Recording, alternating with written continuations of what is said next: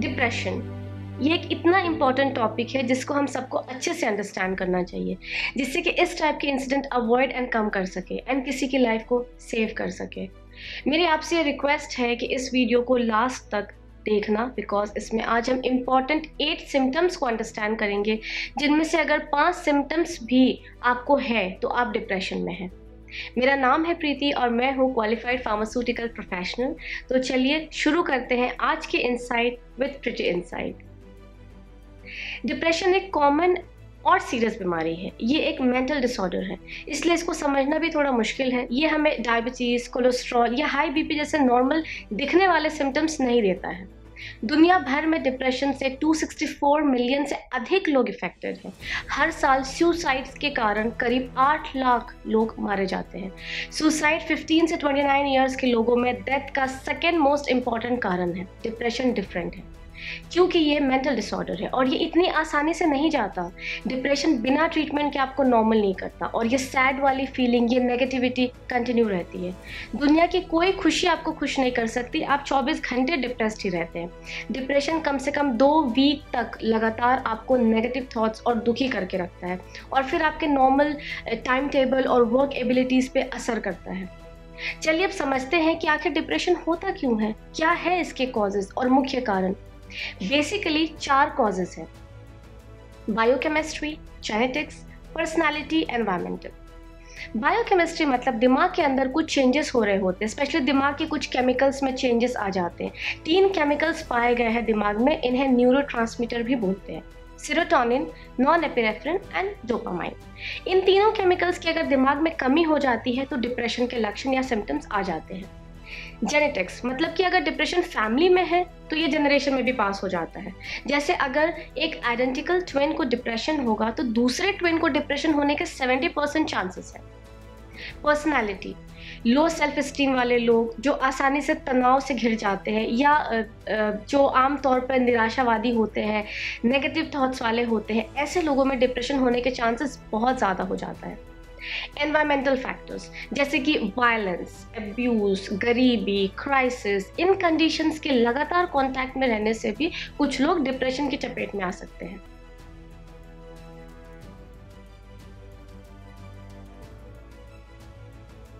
Symptoms of depression, तो क्या है वो डिप्रेशन के सिम्टम्स या लक्षण जिससे हमें आइडिया लगेगा कि हम डिप्रेशन में हैं या नहीं।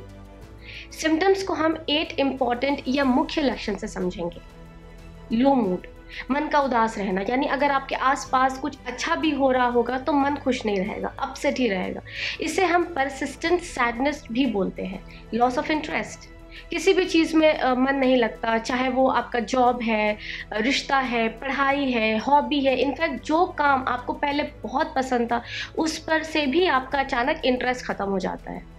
गिल्ट में रहना, खुद को किसी काबिल नहीं समझना या हमेशा गिल्टी फील करना, या छोटी छोटी चीज़ पर आप खुद को कसूरवार मानने लगते हैं, गिल्ट से परेशान रहते हैं।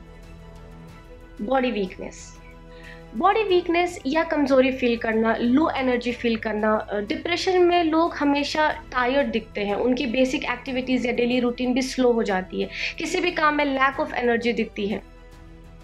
पुअर कंसंट्रेशन मतलब अगर आप जॉब करते हैं तो काम में बिल्कुल फोकस नहीं कर पाएंगे, अगर स्टूडेंट है तो पढ़ाई में मन नहीं लगेगा। पुअर कंसंट्रेशन से आप सफ़र करेंगे अगर आप डिप्रेशन में हैं तो। भूख नहीं लगना, जैसे मेजॉरिटी ऑफ केसेस में बिल्कुल भूख ना लगना, इन केसेस में वेट लॉस भी हो जाता है। कुछ बहुत कम केसेस में इसका उल्टा भी हो सकता है, जैसे कि ओवर ईटिंग या वेट गेन।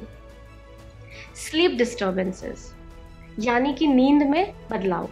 नॉर्मली डिप्रेशन में नींद बिल्कुल ख़त्म हो जाती है या तो मुश्किल से नींद लगती है, वो भी टूट टूट कर नींद आती है। एक पर्टिकुलर सिम्टम नींद से रिलेटेड है जिसे डॉक्टर भी नोटिस करते हैं, वो ये है कि नींद का जल्दी खुल जाना। मतलब अगर आप 8 बजे उठते हैं तो आप 5 या 6 बजे ही उठ जाएंगे। अपने आप को नुकसान पहुंचाना यानी कि सुसाइडल थॉट्स, ये सबसे डेंजरस सिम्टम है।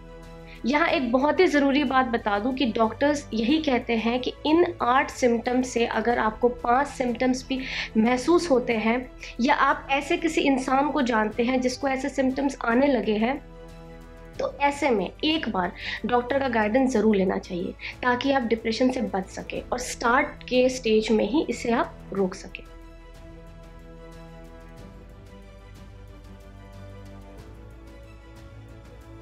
समझते हैं कि डिप्रेशन हो जाए तो क्या करें। सबसे ज़रूरी बात कि डिप्रेशन किसी को भी हो सकता है। Depression poor, rich, male, female, success, failure ये सब नहीं देखता। जैसे कि मैंने पहले भी कहा है कि ये एक बीमारी है और किसी को भी हो सकती है। इसीलिए डिप्रेशन से शर्म या पर्दा नहीं करना चाहिए, बल्कि प्रॉपर ट्रीटमेंट करना चाहिए। डिप्रेशन का फिजिकल या मेंटल वीकनेस से कोई रिलेशन नहीं है, इसलिए ये बिल्कुल गलत सोच है कि जिसको डिप्रेशन होता है उसकी मेंटल हेल्थ वीक है या वो वीक इंसान है। So please don't feel ashamed and embarrassed. ये बाकी बीमारियों जैसा ही एक बीमारी है जिसका ट्रीटमेंट बहुत अच्छे से डॉक्टर्स कर सकते हैं। डिप्रेशन का ट्रीटमेंट होता है 3 टाइप से: medicine, psychotherapy and ECT। Medicine से इसका ट्रीटमेंट कर सकते हैं, जिसमें कि ब्रेन के जो केमिकल्स है सेरोटोनिन, डोपामाइन और नॉरएपिनेफ्रिन, उनके लेवल्स को इंक्रीज करते हैं और मूड को एलिवेट किया जाता है। डॉक्टर्स एंटी डिप्रेसेंट मेडिकेशन का प्रेस्क्रिप्शन देते हैं, जिसमें selective serotonin reuptake inhibitors and tricyclic anti depressants की मेडिसिन का यूज़ किया जाता है। कुछ पेशेंट्स को 1 या 2 वीक में ही इम्प्रूवमेंट फील करते हैं और जो नहीं करते हैं उनके डोजेस में कुछ चेंजेस किया जाता है। मेडिसिन की फुल बेनिफिट को देखने में 2 to 3 मंथ्स लग जाते हैं। साइकियाट्रिस्ट नॉर्मली 6 मंथ का यूज़ या उससे ज़्यादा भी करते हैं ताकि कंप्लीट कोर्स हो जाए। कुछ हाई रिस्क पेशेंट में फिर से डिप्रेशन के एपिसोड्स ना आए, इसके लिए लॉन्गर टर्म मेंटेनेंस ट्रीटमेंट भी होता है। सेकेंडली, काउंसलिंग या साइकोथेरेपी, जिसे टॉक थेरेपी भी बोलते हैं, इसका बहुत अच्छे से यूज़ किया जाता है डिप्रेशन को सॉल्व करने में। बहुत बार माइल्ड डिप्रेशन केसेस में सिर्फ काउंसलिंग से ही पेशेंट को ठीक किया जाता है। मॉडरेट या सीवियर डिप्रेशन में मेडिसिन के साथ साथ साइकोथेरेपी को भी कंबाइन करते हैं। डिप्रेशन कितने लेवल का है, इस बेसिस पे ट्रीटमेंट का पीरियड डिसाइड होता है, जिसमें कुछ वीक्स या फिर कुछ महीनों तक पेशेंट की काउंसलिंग चलती है। बहुत सारे केसेस में in general 10 to 15 counselling classes में इम्प्रूवमेंट हो जाता है। Third type of medical treatment है ECT, जिसको इलेक्ट्रोकन्वल्सिव थेरेपी भी बोलते हैं। इस मेडिकल ट्रीटमेंट का यूज़ सीवियर मेजर डिप्रेशन या बाइपोलर डिसऑर्डर में यूज़ किया जाता है। जब कोई डिप्रेशन का पेशेंट मेडिसिन या साइकोथेरेपी को रिस्पॉन्ड नहीं करता तो उसे हम ECT देते हैं। ECT ट्रीटमेंट में पेशेंट को एनेस्थीसिया दिया जाता है और फिर ब्रेन को ब्रीफ इलेक्ट्रिकल स्टिमुलेशन दिया जाता है। इसे टिपिकली 2-3 बार वीकली दिया जाता है और पेशेंट के कंडीशन के हिसाब से 6 to 12 ट्रीटमेंट्स होते हैं। ECT ईयर 1940 से यूज़ किया जा रहा है और इस ट्रीटमेंट में भी काफ़ी न्यू डेवलपमेंट्स भी हुए हैं। इसको बहुत ही ट्रेन मेडिकल प्रोफेशनल की टीम हैंडल करती है, जिसमें psychiatrist, anaesthesiologist, nurse, physician, assistant भी साथ देते हैं। Suppose tomorrow you lost half your money and you're feeling depressed and your mind says, I want to die.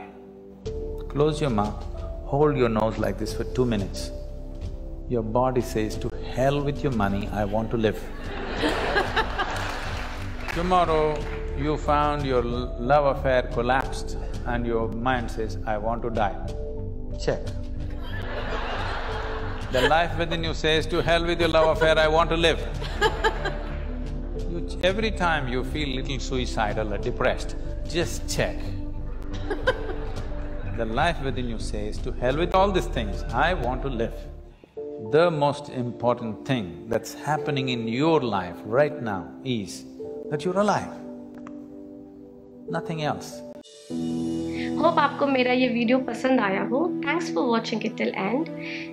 इसे लाइक एंड सब्सक्राइब करें, मेरे न्यू चैनल को सपोर्ट करें ताकि मैं फ्यूचर में ऐसे ही इंसाइटफुल वीडियो बना सकूं। और प्लीज़ कमेंट करें, ज़रूर बताएं कि आपको इस वीडियो में क्या अच्छा लगा एंड फ्यूचर में आपको किस टॉपिक पर वीडियो देखना पसंद करेंगे। मिलते हैं और इंसाइट्स लेकर मेरे नेक्स्ट वीडियो में। तब तक stay healthy, stay safe and take care.